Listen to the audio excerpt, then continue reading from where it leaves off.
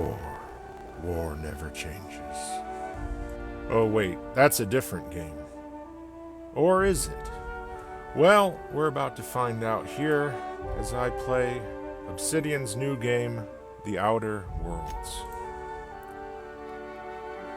Now, I had already done a test play before this where I got as far as a giant Pikachu that killed me as I tried to beat it to death. But that game helped me learn the ropes a little bit. I'm just going to do the hard. And I like subtitles, so I'm going to enable all of them. And we're going to look at this well-drawn art here, probably by Leonard Boyarsky. Why stay earthbound when prosperity awaits you in the stars? Come to Halcyon, the only colony on the edge of the frontier, owned and operated by corporations. A trip of 10 short years will feel like mere minutes, thanks to the comfort and safety of your very own hibernation chamber. You'll wake up in a perfect society designed to maximize your productivity with guaranteed full employment. With only a minor term of service, you will become the master of your own destiny when you go out of this world to the Halcyon colony.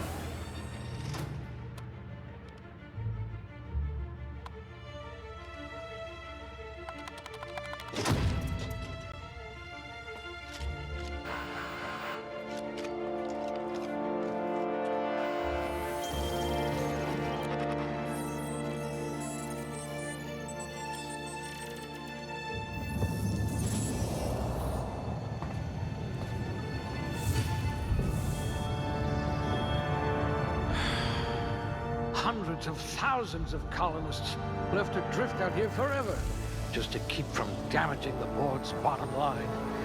Disgraceful.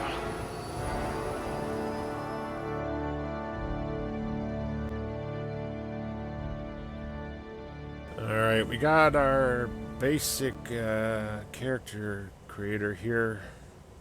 So you got just some You'll need basic to be careful handling attributes those here. chemicals. This is vastly simplified from the original Fallout special thing. For example, luck has been removed. Also, Tim Kaine got rid of the numbers. Instead of 1 through 10, now you have triangles. And he did a presentation about this back in early 2017 about how numbers are hard for people to understand. I hope you won't yell at me the moment I wake you So up. instead, we have a basic triangle system here. You're like that Spectrum potato chip, unruffled. And I'm gonna try to make a character here with very high temperament, which is basically like constitution. You're easily brainwashed. Glad I found Equivalent you before of the board did. endurance, I would say, from Fallout. And I'm going for low intelligence here because that's you always shouldn't fun have any trouble digesting our in food. the real Fallout games, where if you have low intelligence, you unlock certain Someone dialogue made a note that you're options. oblivious to flirtation.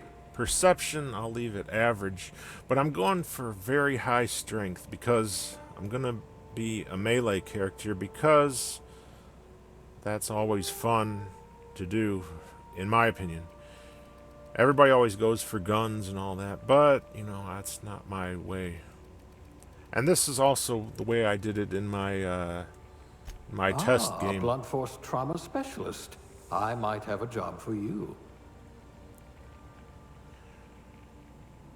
Now, if I was to create Rambo, I would select melee and ranged as my two tag skills. Stealth would also be a good idea, but you can only pick two. So I it's hear pretty Monarch's tough in need of more game choice hunters. here.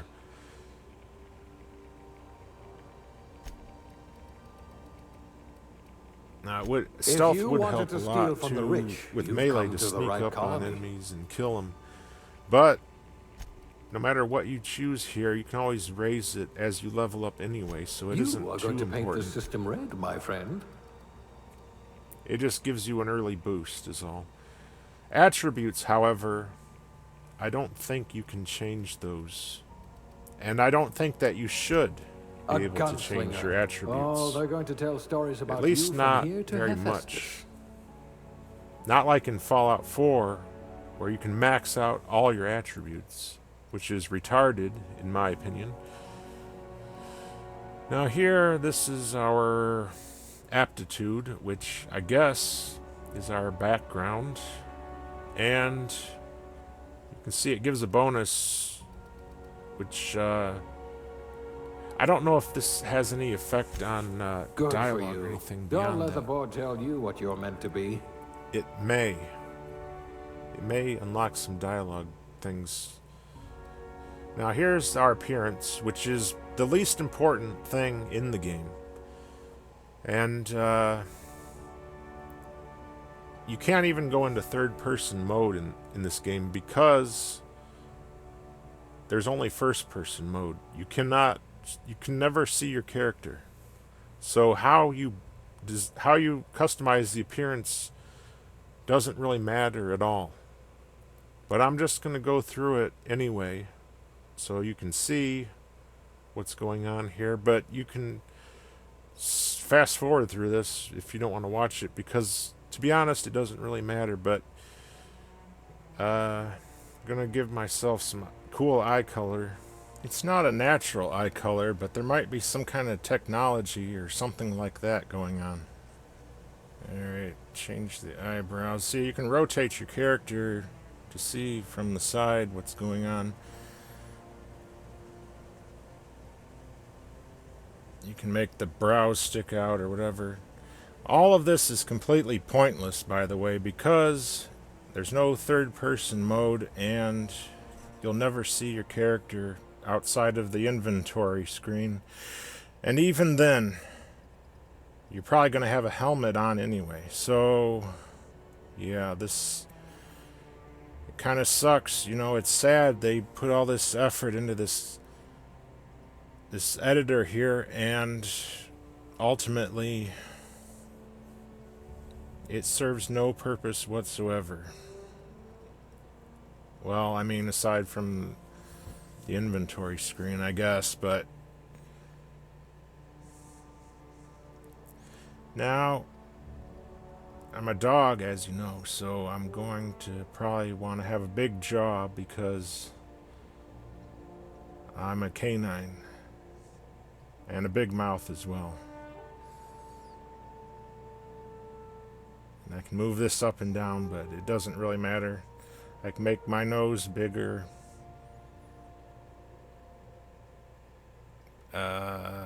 I can tilt it.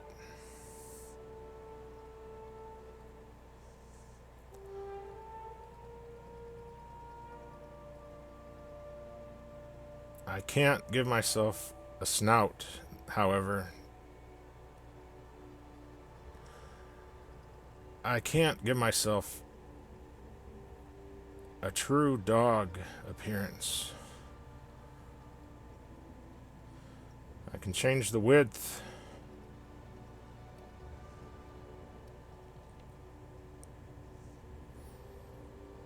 I'll just leave it at normal, it doesn't matter. None of this matters anyway, like I said.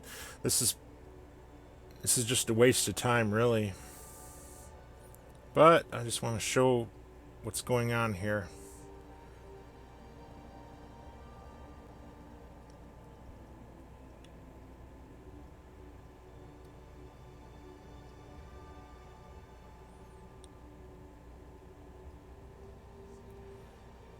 And, well, the hairstyle is one thing that might kind of be worth it, I guess.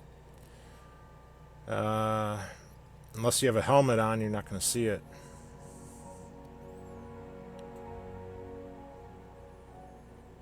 Now, I've been in hibernation for hundreds of years, so my hair is probably pretty long, just like Mr. House. I don't know how the hibernation technology works, but maybe your hair keeps growing during that whole time, or maybe not. Now, these hair colors, none of them seem to look natural to me. I don't know if that's by design or if I have some of the settings wrong or what. I don't know. But I'll just go with this, I guess, and I can give myself a unibrow if I want, or one of these various things. And like I said, I've been in hibernation for all this time. So I probably need to shave. And I'll try to match the color of the facial hair to the other color of the regular hair. And I can put on makeup, but I don't think I'm going to be doing that. However, I can give freckles, which aren't exactly makeup per se, because it's kind of something you're born with, or maybe you develop it naturally, but it's not makeup. And the dirt, yeah, I think probably would be a bit dirty, realistically speaking. Scars, yeah, I'm the kind of guy that, you know, doing melee fights and stuff, probably got some scars. And age, yeah, I'm getting up there in age. Put it somewhere in the middle, I guess. I don't know. Now, what's my name? My name is Logical Phallusy. And it is exactly 16 characters. It's like it was meant to be, right? So, this is my character here.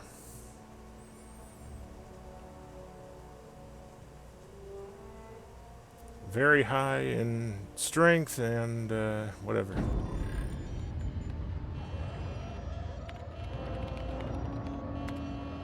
Looks to be your lucky day, my friend.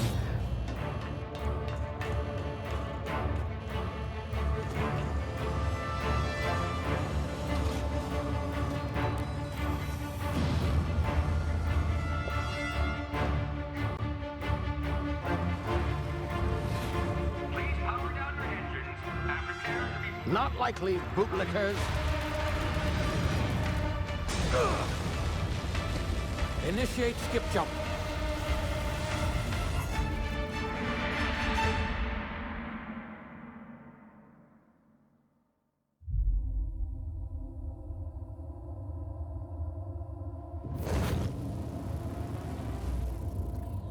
Status. Structural integrity down 25%. Power levels down. If drive is Shit. inoperable.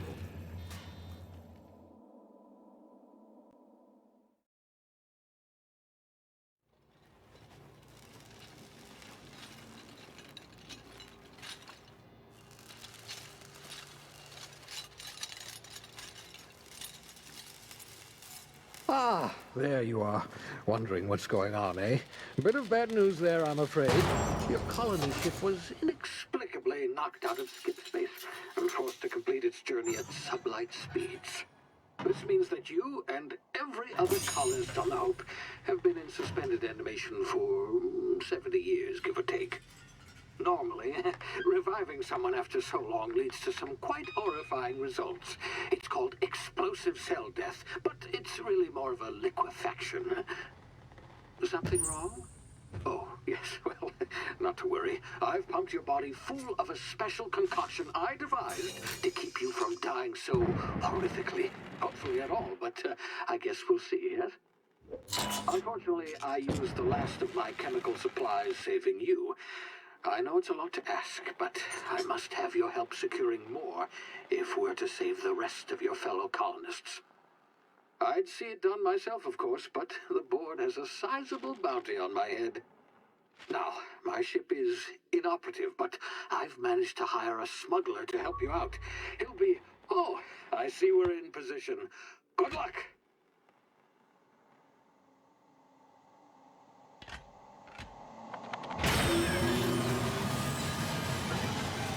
Now I'm falling to my death. Or to someone's death, I imagine. But we will see what happens here.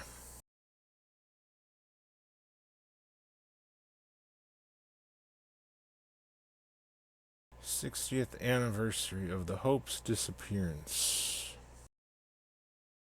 Can you hear me? Is this thing working? Ah, there you are. Now, where were we? Oh, yes, the smuggler. His name is Hawthorne, and he should be waiting for you at the landing site. He's to be your chauffeur, so to speak. Not to worry. I'm told he's a specialist. Dashing gunslinger, one-of-a-kind ship, that sort of thing. You'll Like Han Solo. I'm sure.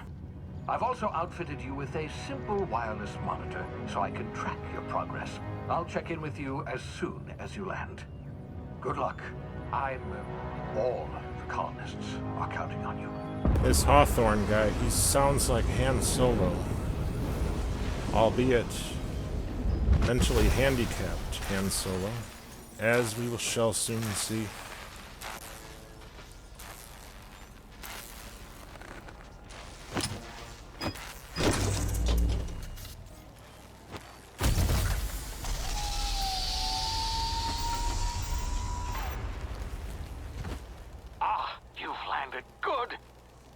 Hawthorne should be close by. What in law's name? Is that him? Oh, that idiot. I told him to plant the beacon and move away, not stand there holding it. Oh well, no sense in letting his ship go to waste. Damn. Hawthorne won't mind you taking his ship. Better you than the board, huh? I don't think he Not cares. sure I trusted the fellow. Might have gone after the bounty on my head. Shame about the whole squashing thing. Nasty way to go. And like I said, he stood there holding the thing rather than planting it and moving away. Seems like you see something hurtling through the sky towards you. You have enough sense to stand out of the way, but apparently this guy, when he was building his character, he went for below average intelligence, just like I did. Looks like some debris rings, like Saturn. And these strange alien plants, it looks like. Something like dandelions, I'd say. Speaking of dandelions, I saw on this channel called Emmy's Made in Japan, you can make coffee out of dandelion roots, apparently. And you can also make dandelion wine. And you can also eat the leaves of the dandelions. Now, most people consider dandelions a weed, and they spray them with poison, which should be a crime, in my opinion, because the dandelions are good things and should not be killed. And that is my opinion on it, anyway. Now, these little Pikachu things, they seem harmless, but in my test game, I ran into a giant one, and it killed me. And I wasn't happy about that. So, these things, you gotta, they're not as nice as they seem.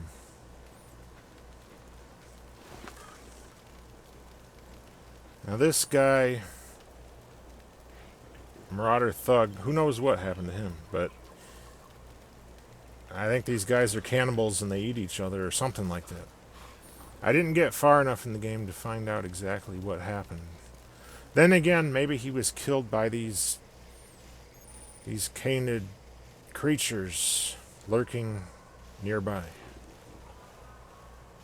It's very likely that they killed him, ate his legs, but did not eat the rest of him. Now the sneaking here works pretty well, and you can take advantage of the weeds and stuff to help you sneak better.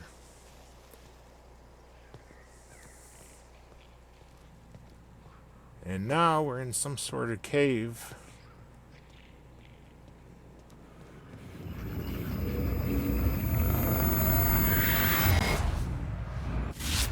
Easy now. You've been frozen for a while. There's bound to be unforeseen side effects.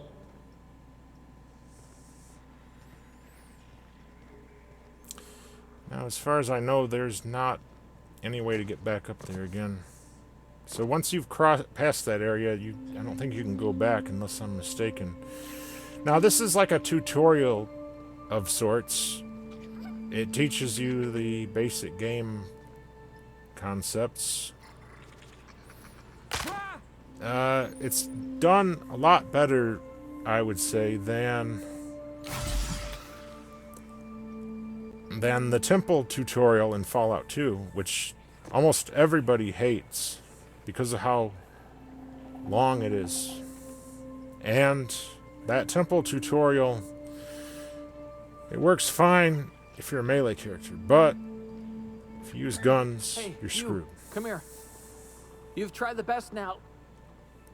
Now try the rest. Spacer's choice. Oh, wow, that stings. Sit still. I'll patch you up. And that is our first skill check. Looks like the bleeding stopped. I owe you one. Hope you don't mind me omitting this little exchange from my report. Spacer's choice doesn't like us accepting outside help. What happened to you? We were out on patrol. I saw a marauder camp up in the hills. Thought I could take him. Then my gun misfired.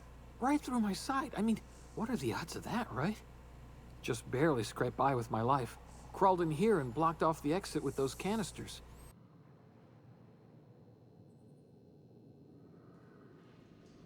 What were you doing out here? Investigating an illegally grounded ship. All spacecraft must arrive and depart from authorized landing pads. That's board law, that is. Some hull had grounded their spacecraft out in the open. That's a real good way to attract marauders. See those canisters by the entrance? Marauders come sniffing around in here, and I can take them all out with a single shot. Not bad, huh?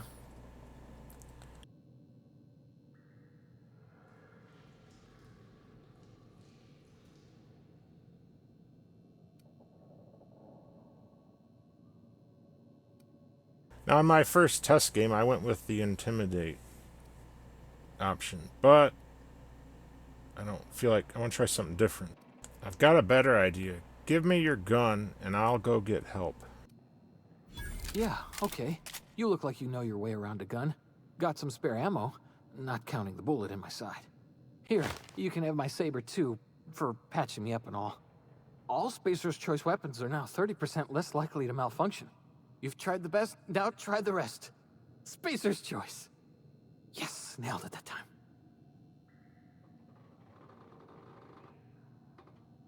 Do you know anything about the Hope? The Hope?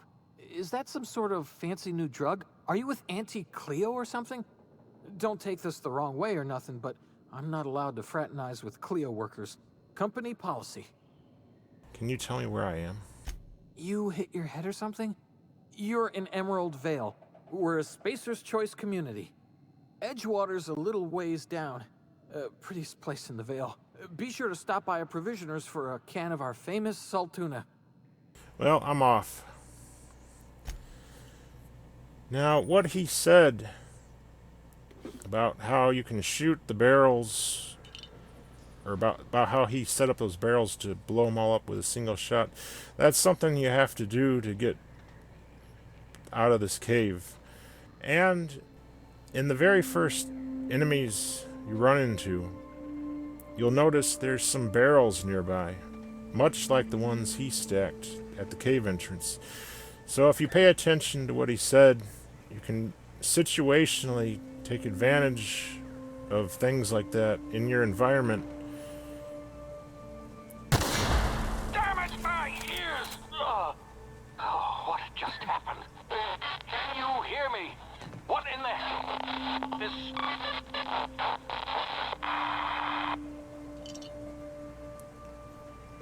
You can take advantage of things like that in your environment situationally. And this pistol here, this is the very first weapon in the game.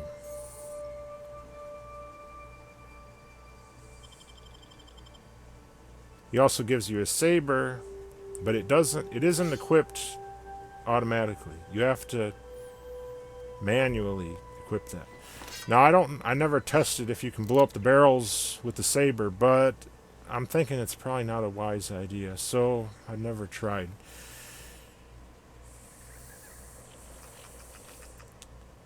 But like I said, these Pikachu things here, in my test game, I let them live, but after that big one killed me, I'm kind of pissed. So I killed him here. And you get XP for killing them, and you can take their hides. So it's better to kill them. Yeah, the tactical time dilation. This is like Turbo in New Vegas. There is no VATS as far as I know, but you do get this. And right here is the Marauders I told you about. Now see the barrels? Now if you shoot the barrels, I could have just killed them in one shot instead of wasting all these bullets.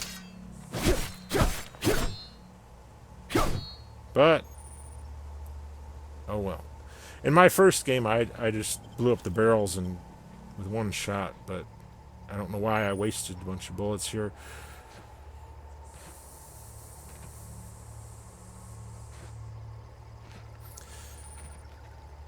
It takes some getting used to with the controls, so I'm nowhere near good at this game yet. It's going to take some time to learn how to do all this dodging and stuff. Tarmac and cheese. I love the puns on those names. Like the Tartarus sauce. That's cool, in my opinion. Now, hacking and lockpicking is a lot simpler than in Fallout. There's no minigame per se. You just have to meet the skill or whatever. Which is for the best, I think, because ever since Bethesda introduced the minigame in, what was it? Was it Oblivion? It's been pretty broken. I mean, well, Oblivion's lockpicking, it was kind of interesting, but in Fallout, they never got it right. Like, you always see people with 99 lockpicks remaining. Like, how is that good game design? Where people have 99 plus lockpicks remaining. Bobby pins, you know? Why? Now, this telescoping staff here, this is our first two-handed melee weapon. We start off with this one-handed saber, which we have equipped, but I want to be a brute force Hercules kind of guy. So I'm going to try to use that club just like Hercules would do. during his legendary adventures. And Hercules didn't have a gun, but I do.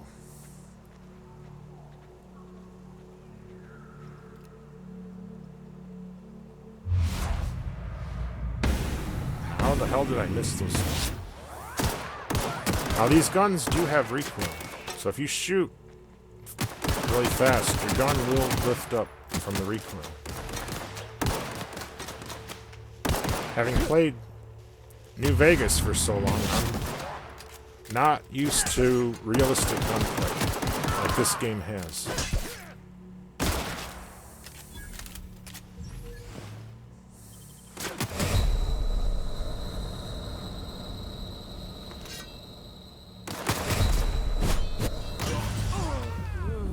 You know, this actually went worse than my first game, because in my first game I got through all this just fine, and I didn't die until I got to the tunneling gorillas. That was my first death in my first test game. So I'm actually doing worse here than I did the first time, if you can believe that. And I guess maybe it's partly because I got cocky, because I thought I knew what I was doing, but apparently I don't. Now, this gives me a chance where I can show you. I can take care of that guy with just one bullet. There's no reason to do it any other way, unless you want to waste ammo. Or maybe those barrels blow up something that over there. I don't know. I don't think that's the case, but who knows?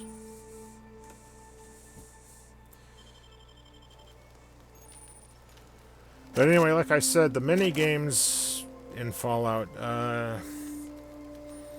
mean, it's not really a challenge or anything. I don't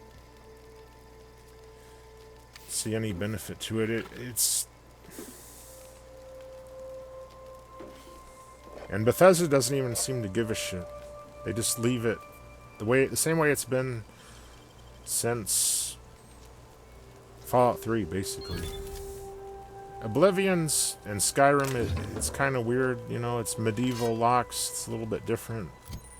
But, you know, I don't even play those games, so.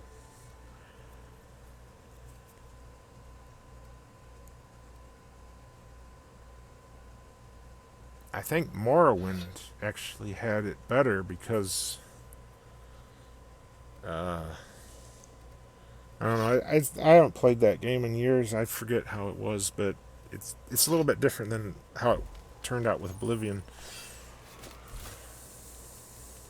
Seems like ever since Oblivion, Bethesda's been making basically the same game over and over again. Like, they don't make games like Morrowind anymore. And you can sleep here, but you can't sleep less than 6 hours, apparently. In New Vegas, you could sleep for just 1 hour. And that would help refill your SLP meter. The thing is, though, when you play this game on Supernova, which is the equivalent of hardcore, apparently you can only sleep on your ship. So you can't take advantage of those sleeping bags. And as far as I know, all they do is just help you pass time, which is probably important with vendors or whatever. Oh, did you see that? I gibbed him. I obliterated him with just one attack. Now this is fun here, sneaking up on enemies and then bashing them when they don't know what's going on. This is awesome.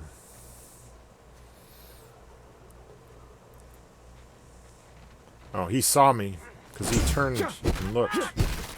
Now that other guy kind of knows. So I'm gonna have to run. And I'm gonna jump away from his bullets so I can bash the hell out of him. with my Hercules club.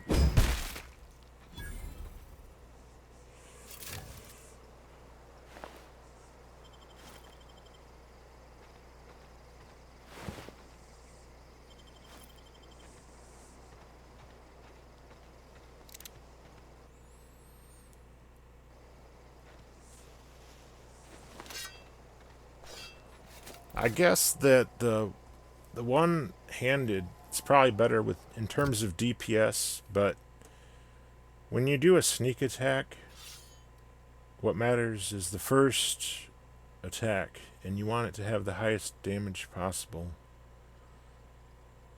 So this thing, I want to put it in slot 2. I don't know how to do that.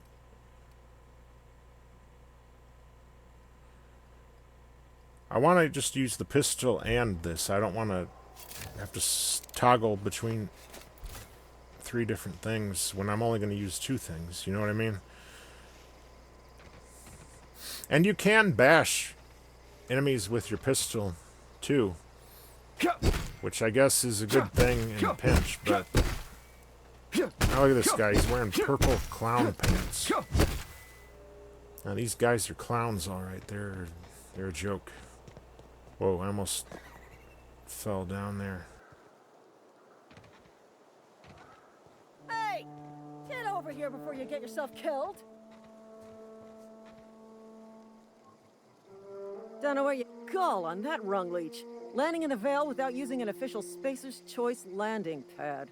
I'd slap him with a fine if it weren't for all these marauders shambling about.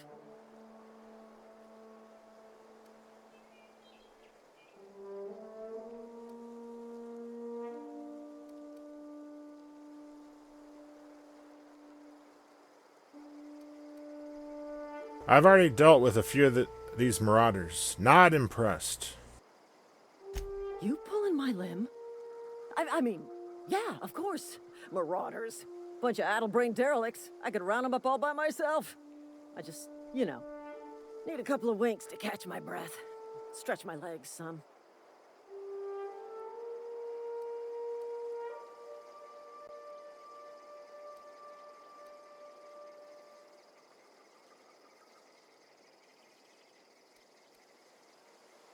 Coward.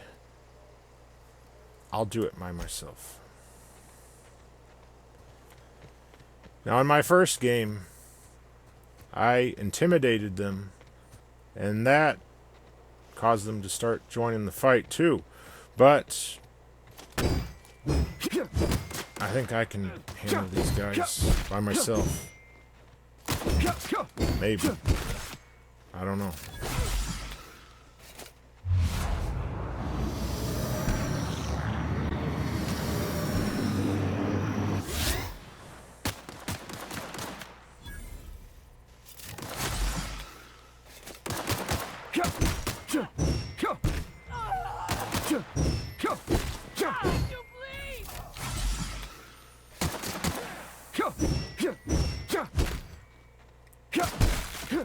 There. Now the good thing about doing that all by myself is I get all the XP by myself. However, you do get XP for doing one of the speech checks to talk them into helping, but odds are they'd probably get some of the kills and then you'd miss out on the XP for that. So, it is what it is.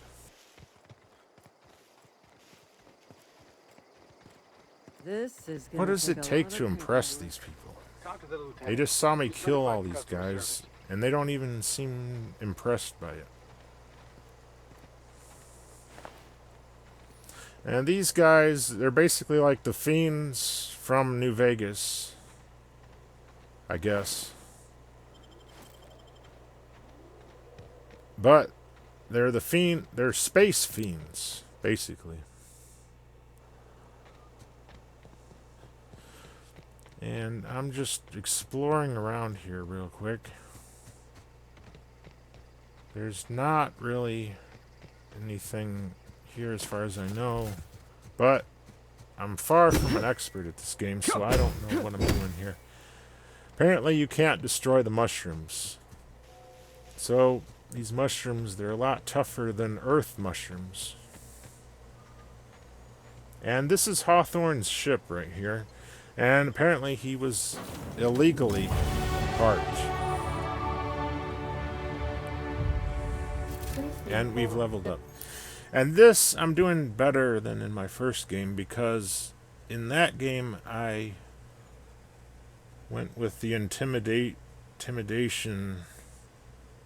skill check, and I didn't get as much XP because they helped me with the kills. But this time I reached level 2. This vessel contains no valuable plunder. Yeah, it does. There's quite a few valuable things. Anti-Cleo. Anti.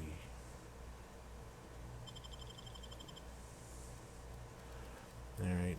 Now, as you can see, I'm like Hercules with his club. And this is one of the few times where you'll ever see your character. So, if seeing your character here in this character inventory thing matters to you, then by all means go to great lengths to design your character. But other than that, it doesn't matter at all. Now, every level up you get 10 points, and I'm not sure exactly what's the best way to invest them, but definitely, let's see, this leadership stuff, this seems like it's helpful with companions, which I don't have any companions at the moment, but stealth is important, so I will put some points into that. Dialogue, well, it's an Obsidian game, so dialogue actually matters, unlike a Bethesda game. So investing into that is probably worthwhile. I want to put it up to 20 where I can lie and intimidate, but I'm not going to lie, because that is what marketers do, and I am not a marketer. However, I will put 1 point into melee, because I want to keep that moving up. I already got it pretty damn high, as you can see, to start with, but I want to put at least a point in it every time I level.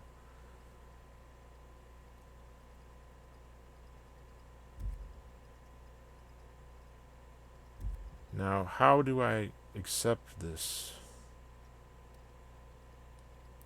The button isn't working. I have 0 points and I can't apply it. I'm hitting A and it ain't doing nothing. Something's not right here.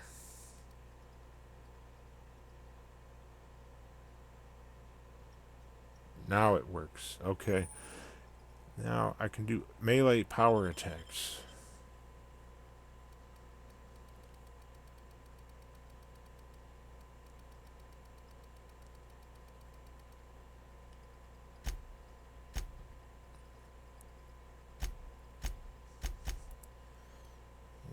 This is kind of complicated here. Navigating through these menus, it's a bit tricky. There's no quests or anything. Apparently my quest was to make it to this ship, and I've done that. And there's no active quests at the moment, and there's no other sites that I've discovered. That place where the pod landed, I don't think you can go back there ever again, as far as I know. And that was basically a tutorial area, and it is an unavoidable tutorial, but it's not. It feels organic, not like the temple tutorial, or the tutorial in Fallout 3 where it drags on for literally 19 years as your character grows from an infant to a young adult.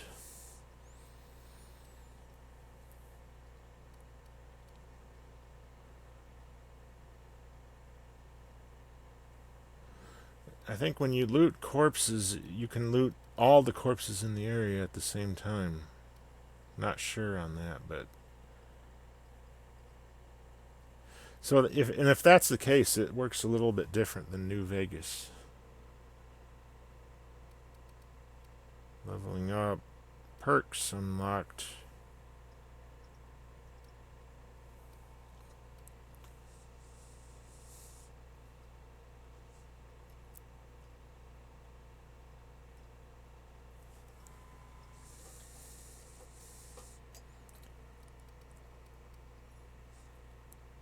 Now this emergency medicinal inhaler, it causes you to heal, but unlike the stim packs in Fallout, the healing is not instant. So the game is pretty challenge. It's I don't know if that's true on easy, because I'm playing on hard mode, and I don't know about normal or easy, but maybe it's instant healing there. I don't know.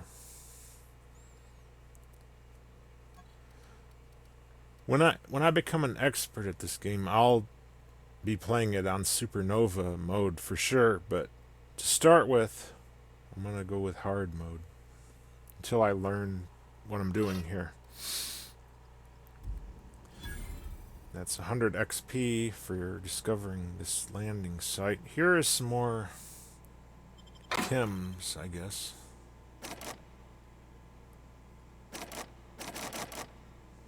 I'm not going to be able to get in there just yet. The ship is called the Reliable, and somebody put in unreliable. That's the joke. Here's a sawed-off shotgun, just like Old Lady Gibson uses, and some weapon parts. And I know that you can get more weapon parts from breaking weapons down, which I'll probably be doing with those sabers that I won't be using. I might keep one just to have it.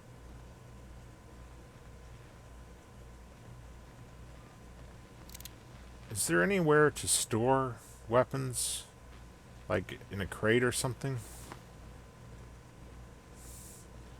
Because I know there is carrying weight limits. You can't carry everything in the game with you all the time. You know, the power regulator, that's something we're going to have to find. This is kind of like Star Wars The Phantom Menace. That Star Wars, the first Star Wars prequel with Jar Jar and all that. Gotta find some part for the ship or something. I don't know if that... Because Obsidian did work on Star Wars games, you know. KOTOR. So maybe they did get this... this inspiration from Star Wars. I don't know. But here's the perks. And...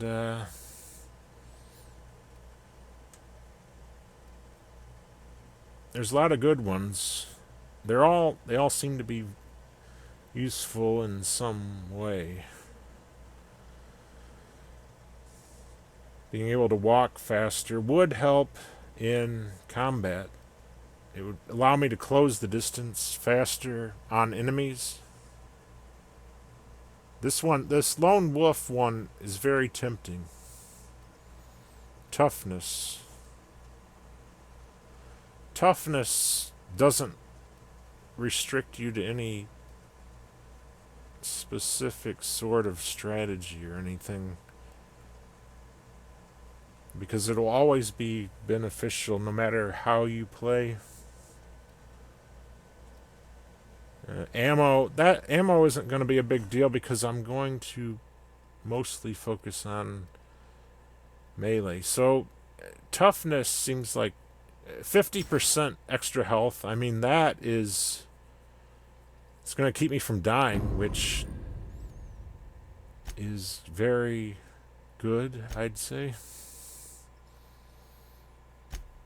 I guess I should have looked at what my health was to start with to see how it changed, but these are my stats and all that. I only got 3 armor. This thing I start with, it's only got 3 armor, and I don't have any helmet, so I'm pretty basic on that.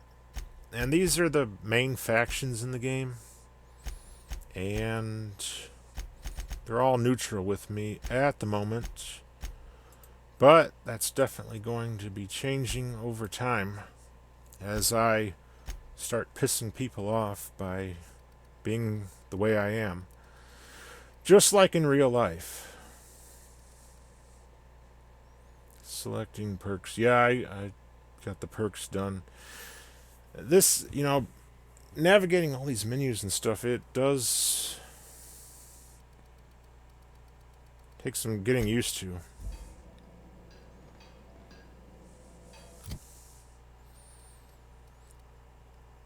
Now, I know there's a lot of modern games that work similar to this, but I don't really play a whole lot of modern mainstream games, so... Now this toss ball stick, surprisingly, it's better than that telescoping staff.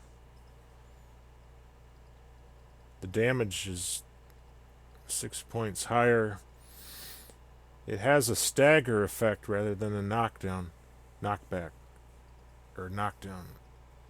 The shotgun has a knockback.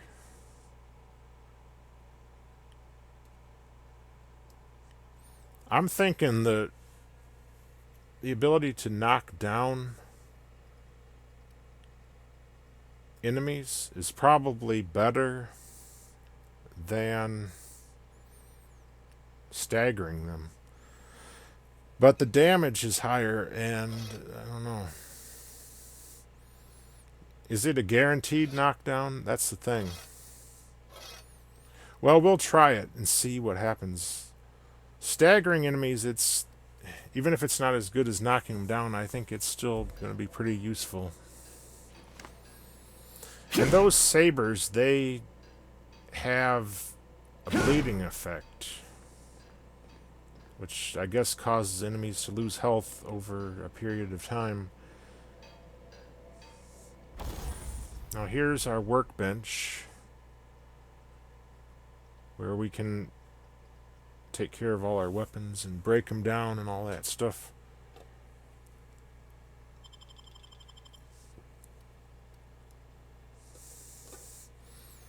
And there's mods and stuff too. I think we got to find them first. I don't think I have any at the moment. And this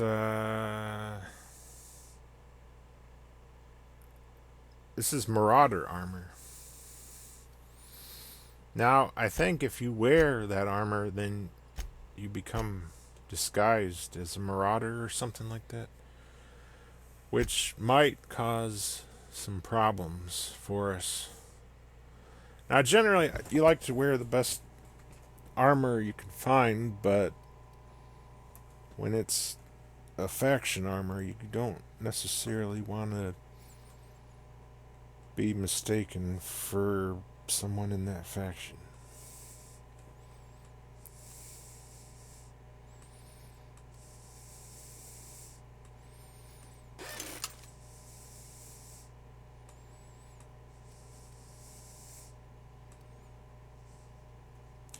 Now, the old lady Gibson gun, it uses the same type of ammo as the pistol, I think.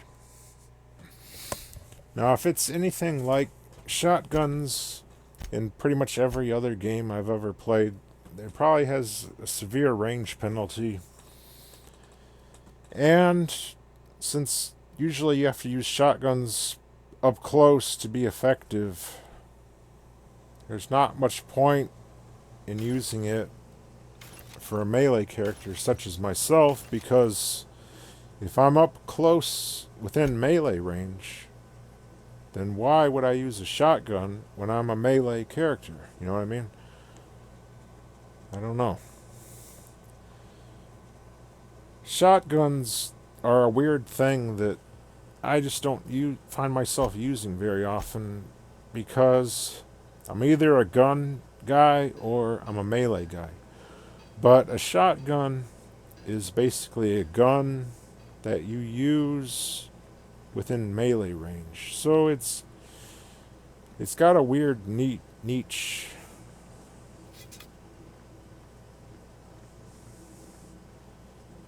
And still can't get in there. We need some lockpicking thing. Unauthorized access of spacefaring vessels is a crime. Please submit yourself to the authorities. Hello. Please be informed that I am authorized to use violent retribution against unwanted solicitors. Please return any misappropriated equipment and exit this vessel in an orderly fashion. Failure to do so will result in your immediate destruction.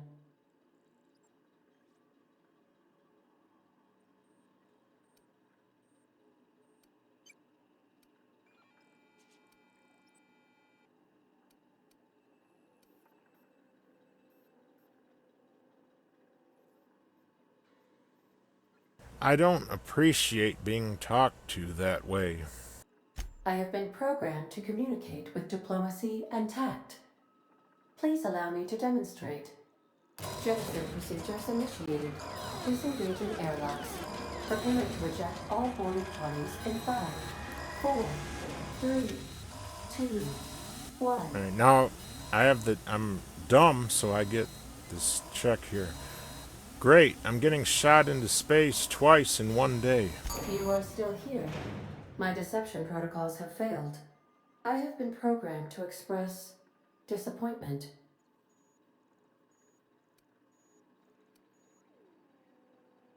Is this Hawthorne's ship? This vessel is the registered property of Captain Alex Hawthorne. I am incapable of accepting orders from anyone other than Captain Alex Hawthorne.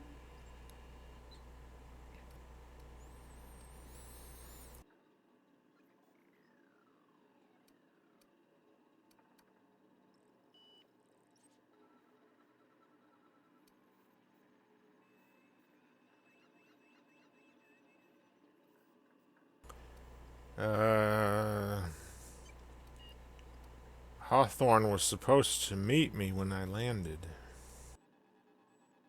I deduce from the tone of your voice that Captain Hawthorne failed to meet you at the designated location.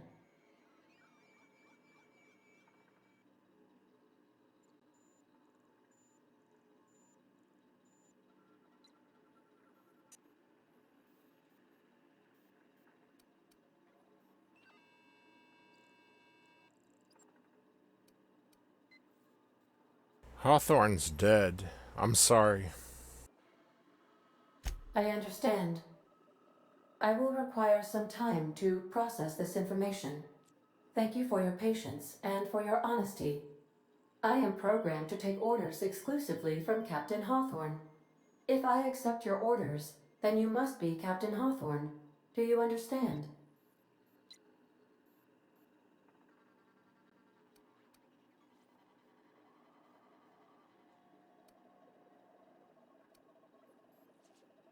Excellent. Welcome back, Captain Hawthorne. Unfortunately, our engine is currently inoperable. Our main drive suffered a critical power failure, and we were forced to make an emergency landing. The main drive's power regulator has been irreparably damaged and must be replaced.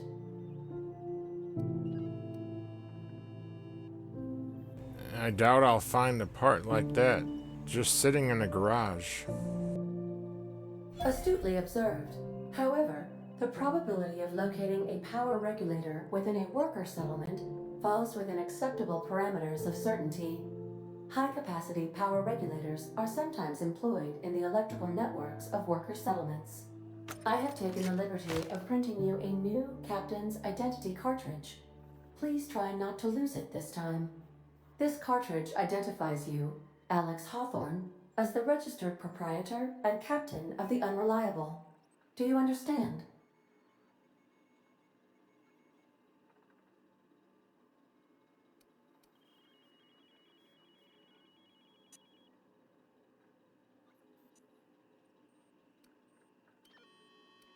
knock it off with this Captain Hawthorne nonsense.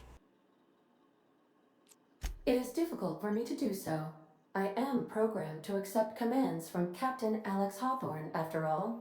Best of luck in your search for a power regulator. Try to stay alive this time. Alright, now we gotta find that thing on... to get this ship going again, I guess. Alright, so I can go out here and talk to these people. Say, this wouldn't happen to be your ship, would it? Because you sure walked in it like it was your ship. And if this ship is yours, well, mister, you owe Spacer's Choice a hefty fine. Afraid we gotta dock your pay. These guys, after what I did, they don't seem impressed. I'm gonna have to do this. Do you take down payments in wanton violence? This is going to initiate hostility with them, I guess. That's not what I did in the first game, but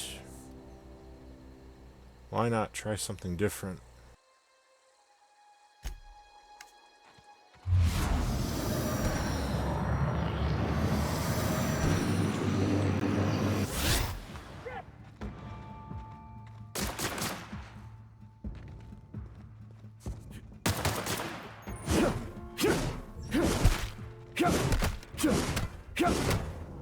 Alright, that unsurprisingly damaged my reputation with the Spacer's Choice faction.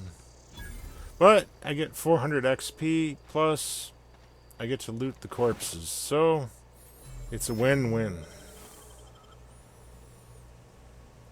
And it's their fault that I had to attack them because they were trying to make me pay for something I didn't do. So it was their fault. Right? And I don't know how it hurt my reputation because nobody witnessed it, right? How does anybody know what just happened here? I could just lie and say the Marauders did it, right? Not that I would ever lie, but, you know. Now this here is where my first death was in my test game. Because there's these big gorilla things.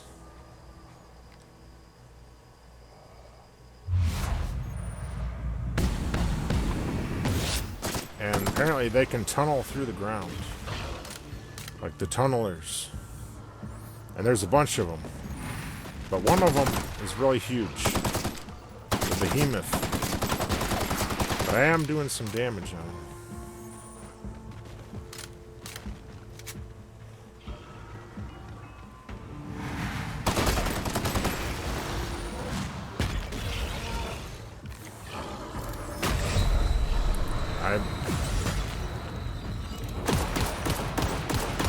Looks like I got him down to about half health. I don't know what the N-rays are, but I took some damage from that, apparently. Oh, looks like he's healed up. Already. Look at his health bar. Damn. Enemies heal up. Pretty damn quick, too, actually. I don't think if you're a low level, I don't think you can take these guys on. You might have to level up a time or two more before you can kill them. You might need better weapons or something.